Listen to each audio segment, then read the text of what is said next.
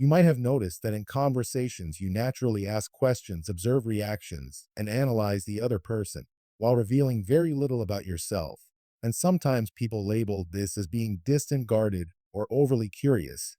But psychology says you're not nosy at all, your brain is doing something protective. And intelligent, it's scanning for safety before exposure, and that instinct comes from depth, not fear. This pattern exists because your mind prioritizes emotional security over social performance. Research shows that some people are wired to understand the environment before inserting themselves into it. So instead of leading with self-disclosure, you gather information first, and that isn't manipulation, it's discernment.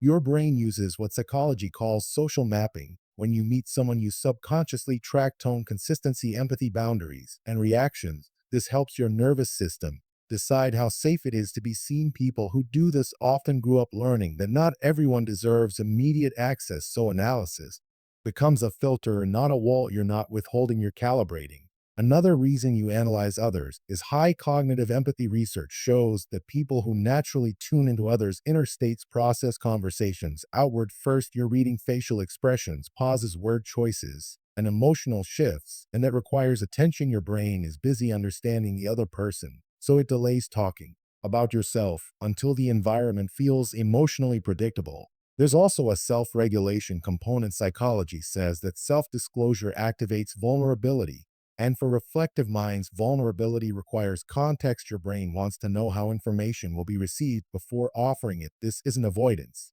it's pacing. You share once trust is established, not before, and that pacing protects you from emotional misalignment.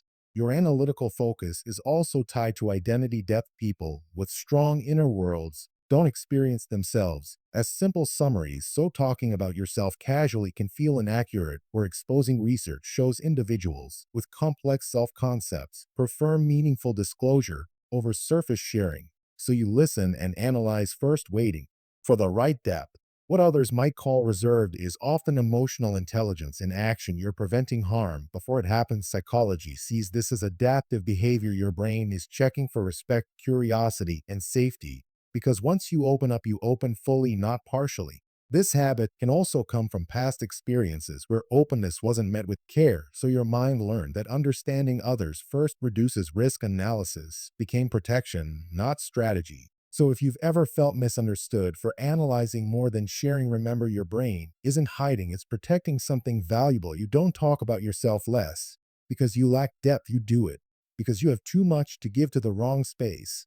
You're not closed off, you're selective, and that selectivity is wisdom. If this resonates, share it with someone who thinks you're distant, and tell me in the comments what makes you finally feel safe enough to open up.